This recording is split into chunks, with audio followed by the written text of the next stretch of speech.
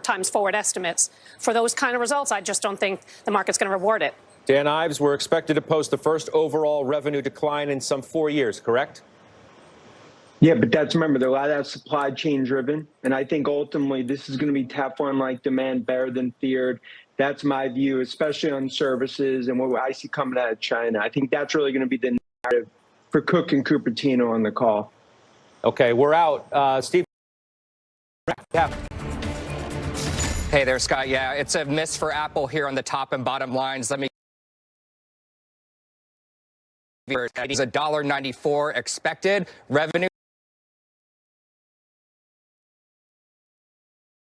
$5.1 billion the street was looking for, and it was also by category a miss all across the board except for iPad, which had new models last year that helped sales, and services was actually a beat as well. iPhone revenues, let's talk about that, down 8%, $65.78 billion.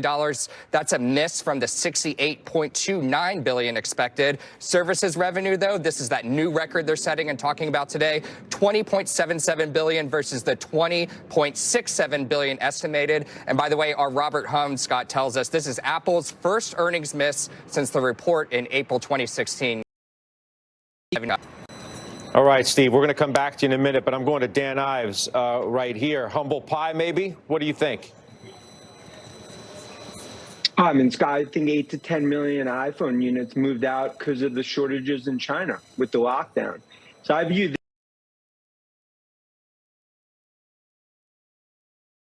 for sure the stock will be down like we saw in Microsoft, but I believe especially with commentary going to March and June, better than feared, especially given what we saw in China the whole month of December, which basically crushed Christmas.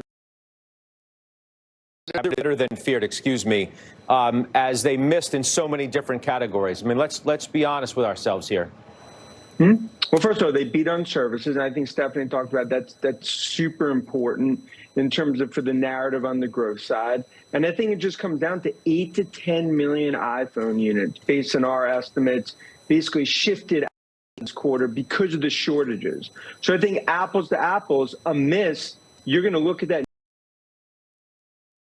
as we go into March and June. That's actually going to benefit the March quarter and June quarter. And that's what I expect to hear from Cook. Caution with some optimism.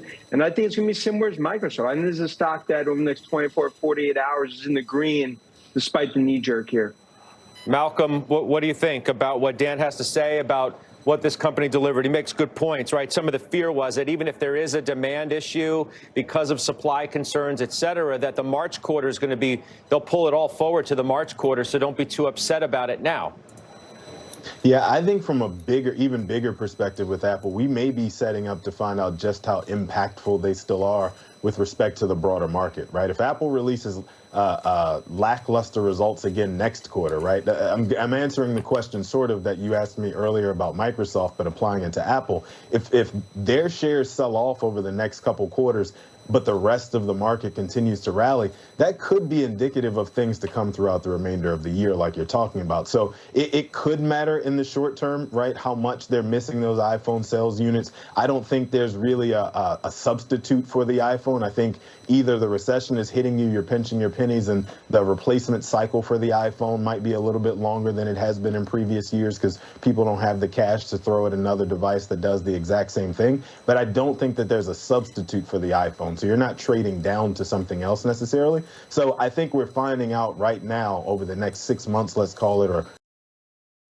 if Apple is going to continue to be as impactful for the broader market, the S&P specifically, or if we're rotating to someone else becoming the more dominant leader.